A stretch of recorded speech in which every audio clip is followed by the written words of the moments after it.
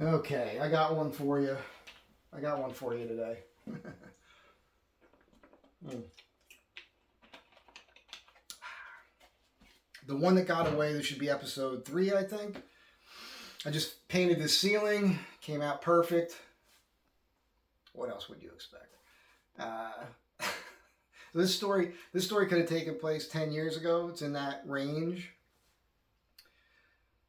I have a workshop in a garage that's a client's house over near 4th and La Brea. It's on 4th Street. And for about 3 years, I would see this woman. A couple days a week, I'd catch her. I'd go out to the sidewalk, the garbage cans. I have the gate open for whatever reason, walking to and from lunch at that time. And I'd see this lady, 3, 4 times a week sometimes, usually 2 to 3 times a week. But she was never on the same side of the street as me. She was always walking her dog, and we got into this habit of smiling at each other and waving, and that's all it was. You know, I'm not that kind of guy that just approaches women, especially today, Los Angeles, this climate, the way things are as a man, you just can't do that anymore. It's crazy. So I'm a gentleman, I'm nice, I smile, whatever. That's it. She's gorgeous, half black. She's like, we used to call that mulatto in the old days, but she's a mixed race girl, very, very pretty, always in workout clothes, and an incredible, super fit figure. The kind of figure I really like. Muscle tone, the whole thing's amazing. Amazing. Every part of her. Perfect. Just happen to notice my eyeballs work. And that's it. That's all there is to this story for 3 years. Finally, one day I'm walking home from lunch and I see her up ahead of me.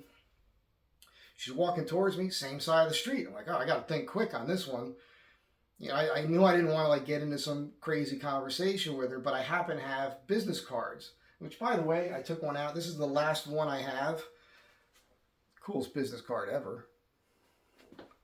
If you guys are in the business card world, you guys know where I can get these affordably done, die cut like that, please let me know. I happen to have some cards on me, so I'm thinking I'll give her a card.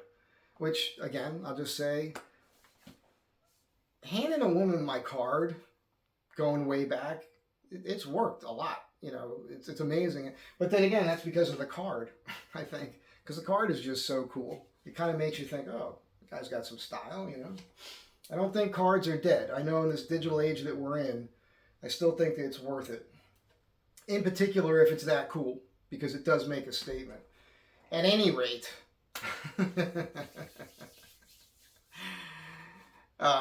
that's what I'm going to do. That's what I have in my mind. So as we get up to each other, I say, hi, finally, we're on the same side of the street. Big smile. She goes, I know, I always wanted to say hi. I feel kind of weird. Me too. It's awkward. We don't know each other.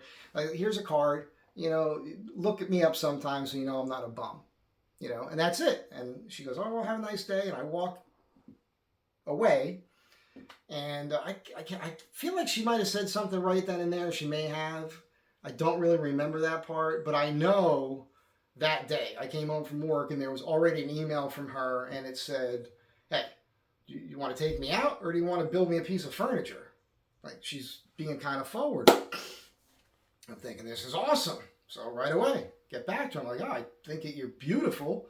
You seem like a nice person. Absolutely, I want to take you out. Let's figure that out. So exchange phone numbers. We start talking on the phone. And we pick a place on Melrose. It could have been the same day. Might have been the next day. But if it wasn't that same day, it was within a couple days.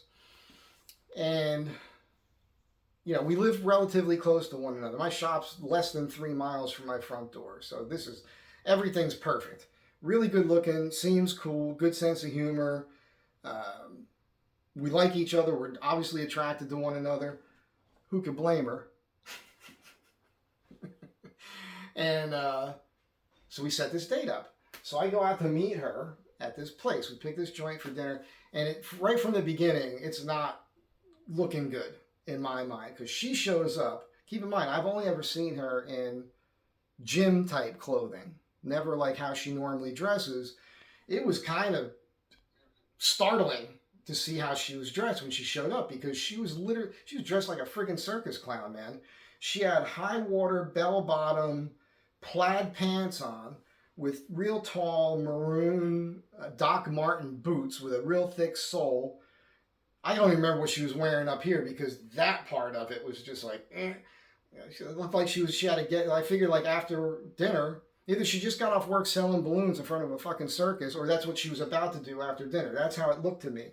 She had this really cute thing with her pom pom pigtails, which is very hot, very hot, and there was this smell of patchouli, which I just hate that. Cannot stand that. Hate it. File that one away, ladies. Horrible. That's usually the end for me. And based on how she looked and that smell, in my mind, I'm thinking this is over already. So this is not going to work out. But she was cool. And she was so cool. And I'm a gentleman. I'm not the type to just walk out on her. You know, if I'm agreed to do this date, I'm buying you dinner. The service was horrible. We started with some kind of appetizer. It was horrible. We both hated the joint. So we left. And I took her back to her place. And we get to her. She's like, why don't you come in? So we go in. I go into her place. She's got this small apartment that's overcrowded with furniture. Like she had lived in a house before this, and now she was living in this apartment building. I think she was the apartment manager for the complex as well. But the furniture was really good quality. Like kind of 19th century, very masculine, ornate, hand-carved, dark wood. She had this big, round dining room table, pedestal base, big cloth feet, all hand carved. I'm like in my element. This is cool, right? So, and she had this kooky, long, skinny kitchen. She takes me in there. Gets better. She collects cutting boards, and she bakes artisan bread. She's a super health nut. I mean, this is everything. She's taking off all the boxes here. I'm now. Thank God, by the way, that her apartment didn't smell like patchouli. It didn't. So I was like, okay, this is cool. Great dog, great attitude, totally calm, not being obnoxious or anything. Cool, could deal with that. I'm thinking this is pretty good. Apologize about the music in the background. I got these Mexican workers over here. You might be able to hear it on the camera, maybe not. At any rate, it's going great. She opens up a bottle of wine. We might have smoked it up a little bit. I don't really remember. Probably. I think we probably did. We're having a great time. I'm making her laugh. She's making me laugh. We're getting to know each other. We're sharing our histories. It's going great. And she's like, I'm getting hungry. I'm like, yeah, we didn't really eat. So she cooks us dinner. It's a gourmet meal. I'm pretty sure it was steak. I think she made us meat and vegetables. I had 2 helpings. That's how good it was. It was amazing. The night's going on long. Crack open another bottle of wine. It's going awesome. Which is everything's perfect. So, eventually the timing is right. I make the move. We start making out. We go over to the bed, and we're getting hot and heavy. And she says, I just want to let you know I'm kind of in the mood, kind of want to do it, but I wasn't prepared for this. And I'm like, hey, I wasn't prepared for this either, and we don't have to do anything. This is just our first date. I really like you. I'd like to do this again, But this is one of the things I like about women of color, whether they're Hispanic or black or whatever. If they want it, they want it now, and they're going to make it happen. They will make all the first moves, everything. It's great. People always ask me, what kind of women do you like? I like women who like me, generally. If they like me enough to really let me know how much they like me, then that's a turn on for me, right? So, there's your moment for the day. At any rate, we're making out. She says this, and she says, well, yeah, I wasn't really prepared. I took this to mean like groomed properly or whatever. I'm like, I've been fucking since the 1980s. Back then, women weren't groomed, right? I kind of prefer something down there, to be honest with you, because that whole clean shaven thing to me is freaky. If a man asks you to do that, I'd be scared to guys like a closet pedophile or something. I don't like nothing there. Ladies, nicely groomed, little patch, landing strip, whatever. It's got a little class to it. So just file that one away. But that's what I thought she meant. I'm like, don't worry, I don't really care. She goes to the bathroom for a little bit. She comes back out. I'm assuming maybe that's what she did, but she changed. She's wearing some button-down shirt thing or something. She comes into the bed, and we get into it. And this is where, if there's kids in the room, time to get the kids out of the room because it's adult story. I'm doing this one kind of fast. I got interrupted in the middle of this video a few minutes ago by the housekeeper here. I'm trying to get this done before she pops back in here again. So we're getting it on. Start off standard, missionary style thing.